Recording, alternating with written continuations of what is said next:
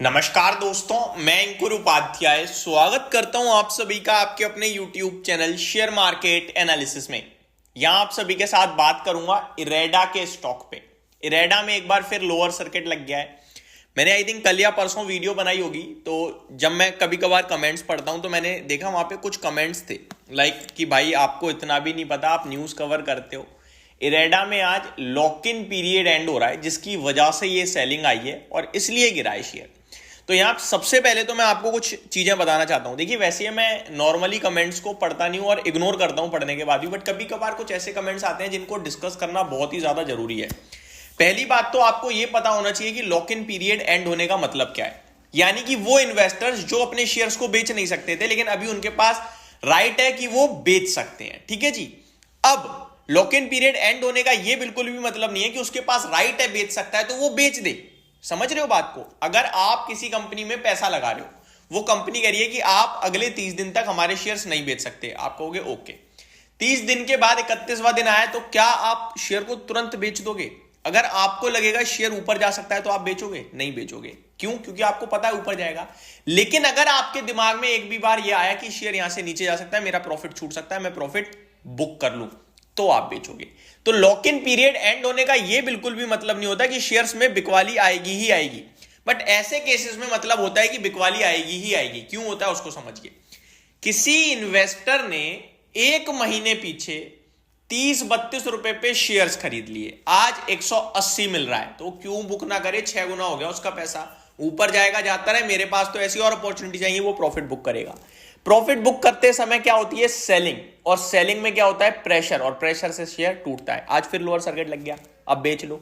दूसरी बात, lock in period इतना इंपॉर्टेंट है ही नहीं भाई साहब। लॉक इन पीरियड की वैल्यू ही कितनी है? लॉक इन मैंने कल तक स्टडी नहीं करी थी, बट जब मैंने कमेंट पढ़ा तो मैंने थोड़ा सा देख लिया। मैं आपको बता दूं, लॉक इन पीरियड में केवल और केवल 600 करोड़ का total anchor lock in investment था। Total issue size around 2150 crore के समथिंग था, जिसमें से 30% करीब करीब एंकर लॉकिंग था, और उसकी वैल्यू आती है 650-640 करोड़ की। 50% लॉक इन आपका 30 दिन के लिए था, जो कि बहुत पहले कंप्लीट हो चुका है। Rest of the 50% lock in था आपके लिए 90 दिन के लिए, जिसका 22 तारीख को कंप्लीशन हो गया है। यानी इस 600 करोड़ में वो चाहते तो 300 करोड़ तो 30 दिन बाद ही बेच सकते थे, बट उन्होंने नहीं बेचा क्योंकि शेयर ऊपर जा रहा था, या बेचा हमें नहीं पता। उसके बाद आज जब 22 तारीख को जब 90 दिन कंप्लीट हो गए, आज आई थिंक 23 है, तो कल कंप्लीट हो गए, तो वो आज बेच सकते हैं। तो शायद वो बेच रहे हैं, क्या आप ये कहना चाहते हो? अगर आप ये कह रहे हो तो फिर जब वो प्रॉफिट बुक कर रहे हैं तो आपको क्यों ये बात समझ में नहीं आ रही? ये भाव सही नहीं है खरीदारी करने के लिए, आप खुद कह रहे हो एक तरफ से। तो एंकर लॉक इन को जब आप चेक करते हो तो एंकर लॉक इन में दो चीजें पता होनी चाहिए। एक कि सेलिंग कभी भी ट्रिगर हो सकती है, जिसकी वजह से शेयर टूट सकता है, तो हमें फ्रेश एंट्री अवॉइड करनी है। देखो, मेरा ये मानना नहीं है ये शेयर खराब है, मेरा ये मानना है कि आपके लिए ये भाव सही नहीं है। आपका रिस्क बहुत ज्यादा बढ़ जाती है इस भाव पे खरीदने के लिए।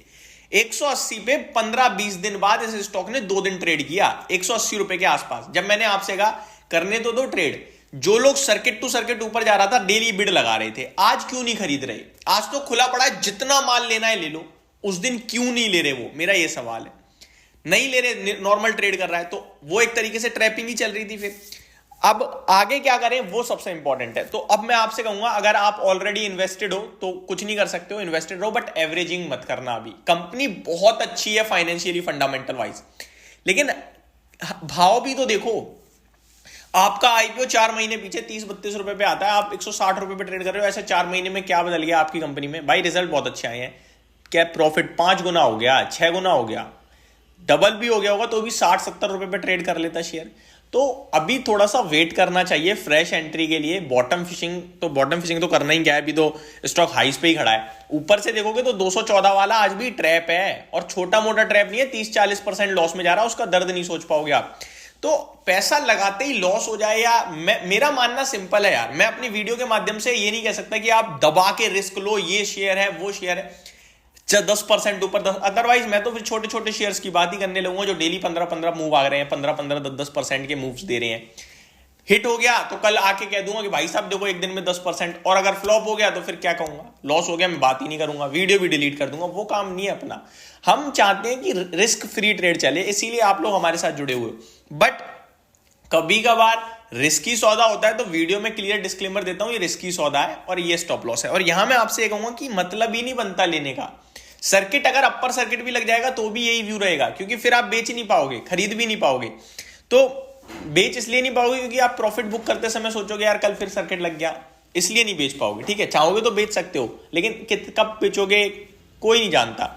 सेलिंग अभी लोअर सर्किट में आप कर नहीं सकते और फ्रेश बाइंग की हिम्मत नहीं हो रही होगी मेरे हिसाब से। तो ये स्टॉक ऐसा है जिसके पास है वो बैठा रहेगा, आप कुछ नहीं कर सकता, और जिसपे नहीं है वो कुछ ना करे, वही बेटर है। कम से कम फ्री फ्लोट ट्रेड होने दो, बेस बनने दो, मूवमेंट आने दो तो लेना। स्टॉक में लोअर सर्किट अपर सर्किट कोई मूवमेंट नहीं है, अगर नॉर्मल ट्रेड कर रहा है तो फिर क्या फायदा है। और एंकर लॉक इन का अगर पीरियड एंड हुआ है तो आज वो बिकवाली कर रहे हैं तो कोई ना कोई खरीद रहा होगा। जब डेटा सामने आएगा तो वो भी मैं आप सभी के साथ डिस्कस कर दूंगा, और उसके बाद हम चाहें तो फ्रेश एंट्री या एग्जिट प्लान कर सकते हैं। बट अभी के लिए नोटा है, कुछ भी नहीं करना चाहिए, वही बेस्ट ऑप्शन रहेगा। होप आपको ये सारी जानकारी समझ में आई होगी। Thank you so much for watching this video. Have a great day guys.